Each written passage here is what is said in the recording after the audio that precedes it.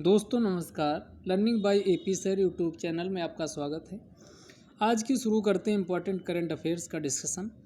तो पहला क्वेश्चन, दो स्टेटमेंट दिए गए हैं। पहला स्टेटमेंट है 152 birth anniversary of Mahatma Gandhi celebrated on 2 अक्टूबर, यानी इस बार का 2021 में महात्मा गांधी की जो जयंती है 2 अक्टूबर को मनाई जाती। तो 152वीं थी क्या।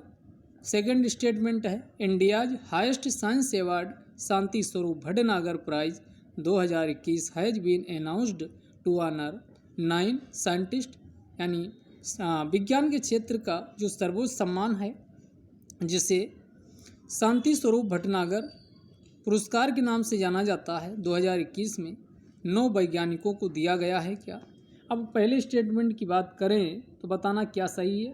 तो महात्मा गांधी का जन्म 2 अक्टूबर 1869 को हुआ था और पोरबंदर गुजरात में हुआ था। बेसिक इन्फॉर्मेशन आपको पता होगा। तो हम अगर इसको निकालें 1869 और ये चल रहा 2021 तो कितना आ जाएगा, यानी 152 ये आ जाएगा, माइनस इसको कर दोगे तो इस बार की 152 जयंती मनाई गई है। बिल्कुल बात सही। लेकिन सेकंड स्टेटमेंट गलत है, क्योंकि 9 वैज्ञानिकों को नहीं बल्कि 11 वैज्ञानिकों को 2021 का शांत स्वरूप भटनागर पुरस्कार प्रदान किया गया। गांधी जी के बारे में अन्य चीज़ों की बात करें तो 1893 में ये दादा अब्दुल्ला का केस लड़ने के लिए दक्षिण अफ्रीका गए। वहाँ अंग्रेज़ों की रंग भेद नस्ल भेद की नीति देखी, अंग्रेज़ों के द्वारा क्रूर अत्याचार व शोषण दमन देखा, जिससे गांधी जी ने वहाँ के लोगों को समानता का अधिकार दिलाने के लिए सत्याग्रह शुरू कर दिया। और वहाँ से उनका सबसे पहले क्वेश्चन भी पूछता है कि गांधी जी ने सत्याग्रह का शुभारंभ कहाँ से किया था, तो दक्षिण अफ्रीका से किया था।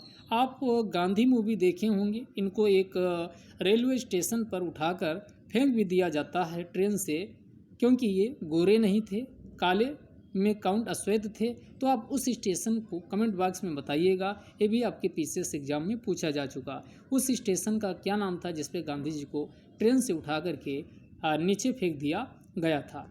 उसके बाद वहाँ से वहाँ के लोगों को समानता का अधिकार दिला करके अंततः गांधी जी भारत आते हैं। और गांधी जी का भारत आगमन कब होता है, 9 जनवरी 1915 को होता है। इसीलिए आप देखोगे कि हर साल 9 जनवरी को किस दिवस के रूप में मनाया जाता, तो प्रवासी दिवस के रूप में, भारतीय प्रवासी दिवस के रूप में मनाया जाता है। गांधी जी सबसे पहले गांधी जी मिलते हैं इनके आपको भी पता गांधी जी के राजनीतिक गुरु कौन थे, गोपाल कृष्ण गोखले को उन्होंने अपना राजनीतिक गुरु बनाते हैं।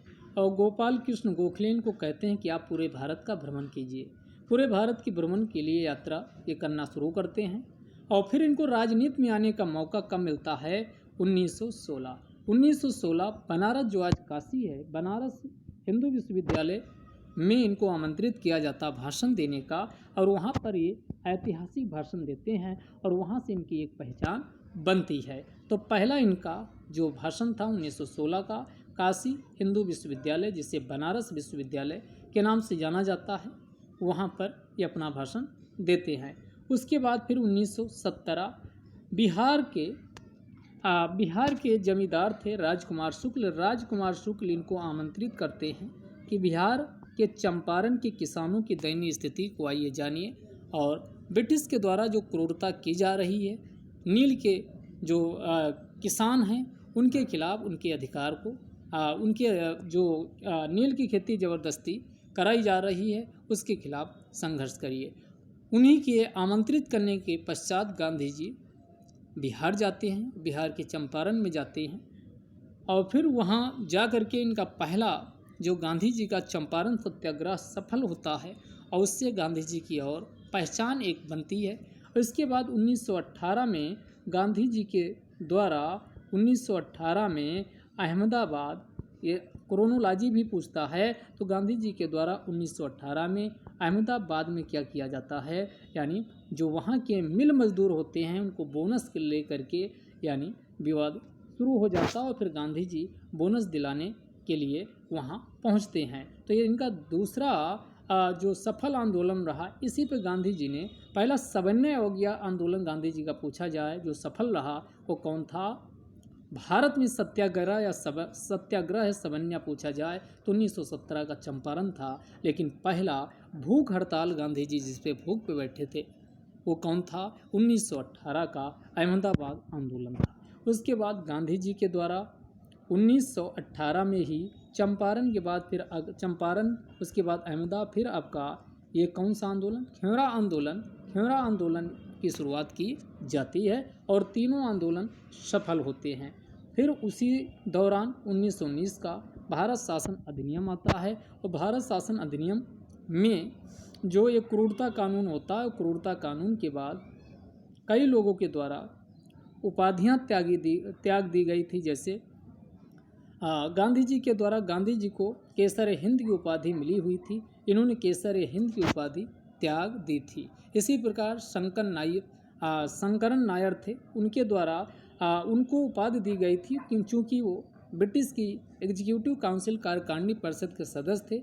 नाइटहुड की उपाधि त्याग दी जाती है, नाइटहुड की उपाधि को त्याग देते हैं। और फिर गांधी जी इसी के बाद फिर 1919 में ही सवर्ण अवज्ञा आंदोलन शुरू हो जाता है और सवर्ण अवज्ञा आंदोलन के पश्चात ध्यान दीजिएगा ऑल इंडिया अखिल भारतीय सम्मेलन की शुरुआत होती है। ऑल इंडिया अखिल भारतीय सम्मेलन की शुरुआत शौकत अली और जो अन्य मुस्लिम नेता थे उनके द्वारा किया जाता। लेकिन एक चीज़ ध्यान रखिएगा, ऑल इंडिया खिलाफत कमेटी जो बनी थी उस कमेटी के अध्यक्ष कौन थे, तो 1919 में ऑल इंडिया खिलाफत कमेटी जो बनी थी उसके अध्यक्ष जो बनाए गए थे वो गांधी जी को बनाया गया था।